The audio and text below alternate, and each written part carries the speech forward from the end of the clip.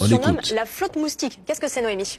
Comme un moustique face à un humain, pas le plus fort mais tenace. En mer, cette nuée devient le cauchemar des grandes marines, des centaines, parfois des milliers de petites vedettes rapides, légères, discrètes, capables de filer jusqu'à 185 km/h, moins de 10 tonnes, trop petites pour les radars, trop rapides pour être interceptées par les missiles et pourtant elles frappent. Missiles, roquettes, mitrailleuses, de véritables plateformes d'attaque miniatures, elles sont partout, dissimulées le long des côtes iraniennes, dans des criques, sous des abris rocheux ou fondus parmi de simples bateaux de pêche. Alors leur stratégie, c'est l'attaque en essaim. En moins de 5 minutes, un navire peut se retrouver complètement encerclé et ses défenses saturées, guidées par des drones, des radars, parfois même des satellites. Ça commence par le déploiement, l'encerclement, des dizaines de vedettes qui convergent, frappent en groupe et saturent les défenses, puis disparaissent avant même que la riposte ne s'organise.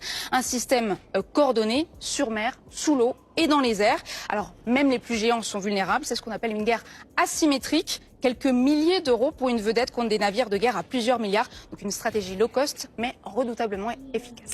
Ce sont les preuves que les États-Unis ont réellement détruit toute la force navale iranienne. Il n'y en a aucune. Depuis le début, nous disons que l'Iran dispose dans ses installations souterraines des drones, des missiles, des vedettes rapides, des mines, tout l'arsenal nécessaire pour soutenir une guerre sur la durée.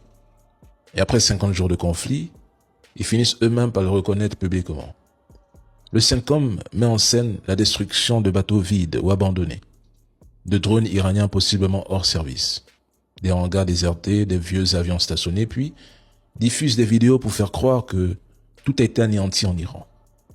Mais l'Iran possède encore plusieurs navires de patrouille équipés de missiles de torpilles, ainsi que des centaines de vedettes rapides armées. Comment peut-on parler d'une marine iranienne anéantie alors qu'elle dispose toujours de ses capacités? Et surtout, les sous-marins iraniens restent intacts, aucun n'a été neutralisé et leur position demeure inconnue.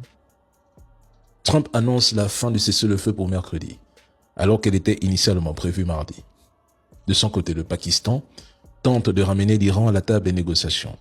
Quoi qu'il en soit, les Iraniens doivent rester en alerte maximale. S'ils ont été trahis 2 fois, il n'y a jamais 203.